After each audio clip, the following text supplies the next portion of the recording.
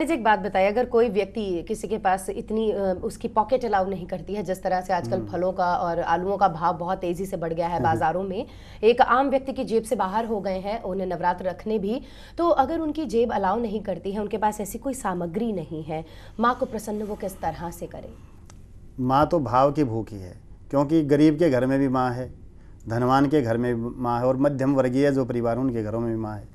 तो छोटे बच्चे की मतलब जो गरीब के घर में पैदा होता है उसकी भी माँ है, तो उसको जब माँ सब कुछ दे रही है, मध्यम वर्गीय परिवार को दे रही है, धनाढ्य परिवार को, विशिष्ट धनाढ्य परिवार को भी सब कुछ दे रही है, तो इसलिए माँ के सामने तो ज़रूरी नहीं है आप सामान के ढेर लगा दें, आपकी सामर्थ्य नहीं है, आप कर्ज के द्वारा खरीद करके लाएं तब पूजा करें, तो ऐसा माँ कभी नहीं कहती है कि आप इस ढंग से मेरी पूजा की।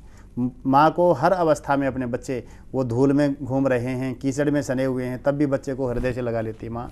तो माँ का तो दिव्य स्वरूप है। तो यहाँ पर सामान की ज़रूरत नहीं है आपको, आप भाव से, आपके घर में गेहूँ है, चावल है, पहले के समय में बहुत गरीबी जहाँ पर होती थी वो गेहूं से ही प्रणाम करते थे। हाँ, माँ को तो चावल से धोख मारते, धोख बोलते थे उसको, जैसे धोख मारो वही, तो माँ को धोख मारते थे। तो इस प्रकार से जो भी आपके घर में सामग्री है उसी सामग्री को चढ़ाया जाए। गुड़ आदि जैसे घरों में सामान्य रूप से गुड़ शक्कर मिल जाता था, तो गुड़ से बनी हुई चीज़ें खिलाते थे माँ को। तो आजकल तो विज्ञान का युग है, जो कुछ भी अर्पित करो तब भी थोड़ा है, और कुछ भी नहीं अर्पित करें तब भी कुछ नहीं है, सभी कुछ अर्पित करें तब भी बहुत कुछ बचा रहे। पूर्णमदः पूर्णमिदं पूर्णात् पूर्णमुदच्यते पूर्णस्य पूर्णमादाय पूर्णमेवावशिष्यते। भगवती महामाया तो पूर्ण हैं, और उन पूर्ण में से ही थोड़ा पूर्ण लेकर के हम पूर्ण करने का प्रयास करते हैं, फिर भी वो पूर्ण बच जाता है।